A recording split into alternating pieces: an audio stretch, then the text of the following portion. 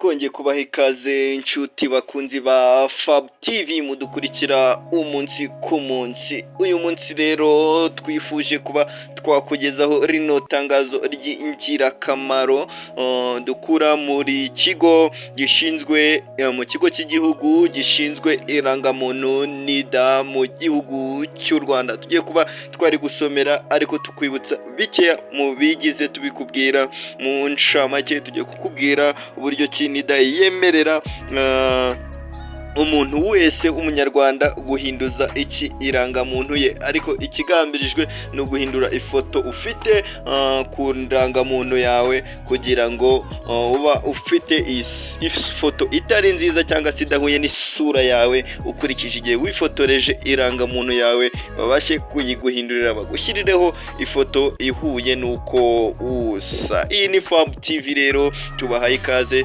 tukubwira ngo ukimara kugera hano ubwa mbere banza ukande subscribe ukande no kukazogera kugira ngo uzajye ubona inkuru n'ibiganiro byacu tukugezaho umunsi ku munsi. Kandi ntiwibagirwe gukanda ntiwibagirwe kujya muri comment ngo twandikire tubwire uko byifashe. Iyi ni Fab TV rero reka tukurikire iri tangazo cyangwa se tubibabwire muri makeya. Ikigo cy'igihugu gishinzwe irangamuntu NIDA cyatangaje ko abanyarwanda bifuza guhindura amafoto ari ku ikarita y'indangamuntu zabo adahuye neza nuko isura yabo imeze magingo aya bemerewe gusubira kwifotoza cyangwa se igahindurwa. NIDA rero itangaje ibi nyuma y'uko hari abaturage bagaragaza ko babangamirwa n'amafoto ari ku ndangamuntu zabo atagihura nuko bameze uyu munsi, ndetse rimwe na rimwe hakaba serivisi batabona kubera icyo kibazo. Ngibi rero umukozi ushinzwe itumanaho muri NIDA mu Ugwaneza Annette yatangaje ko ibibazo by'amafoto yo ku ndangamuntu atajyanye n'igihe gihari, ariko ko byemewe kujya kuyahinduza. Uyu umuyobozi wa NIDA ushinzwe ikoranabuhanga cyangwa se ushinzwe itumanaho yaje kuba agira ati nta kindi umuturage bimusaba, yaba waba uri mu ntara cyangwa se mu mujyi wa Kigali, yabisaba ku murenge, noneho umurenge ukazamwakira cyangwa se ukamwakira randevu yo kuza kwifotoza. Washobora kubyikorera kandi yatwandikira kuri email ikurikira info@nida.gov.rw akaba yabyisabira tukamuha igihe cyo kuza kwifotoza. Ikindi tumusaba ni kwishyura amafaranga 1,500.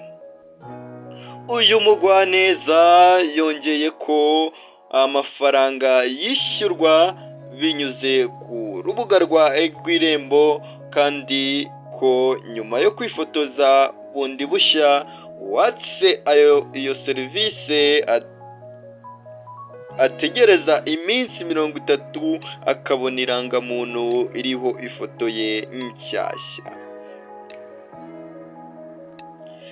Iryo rero ari itangazo twari tumaze kukugezaho aka kamwanya muri yasi y'ubumenyi bugiye butandukanye, yasi imyidagaduro, yasi y'ubucukumbuzi, yasi y'amakuru agezweho. Fab TV rero tuba turi update yo kukubwira ibintu bigezweho ako ka mwanya.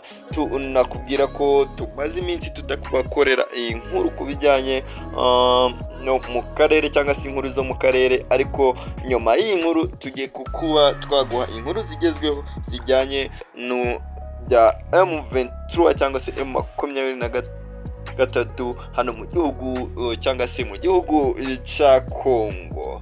Ibyinshi rero turaza kuba tugarukaho tukubwira uduce dushyashya M23 yaje kubifata, tunakubwira uko Kisekedi noneho yemeye kujya mu biganiro hamwe na M23 amaze iminsi rero yaratsembye. Ibyo byose yarabigaramye kuba yagirana ibiganiro na M23, avuga ko azagirana ibiganiro n'igihugu cy'u Rwanda aricyo yita ko kimutera. Ibyo byose yaje kuba yisubiraho, ukareba ngo ese ibi biganiro bizavamo iki? Ese bizatuma M23 irekura uduce yafashe ikaba yasubira inyuma, cyangwa se yaguma aho yafashe ntiyongere gukomeza? Sinzi ibiganiro rero cyangwa se icyemezo kizavamo, uko uriya umunyamakuru waje kubashyirirwaho miliyoni 4 z'amadolari ko yaje kuba abitangaza, avuga ngo Kisekedi nagende ajya ku meza ababwire cyangwa se aterekeho ubuyobozi ubundi bufatwe na M23 na Alliance Congo Favor cyangwa se Alliance. Yes, nibyo.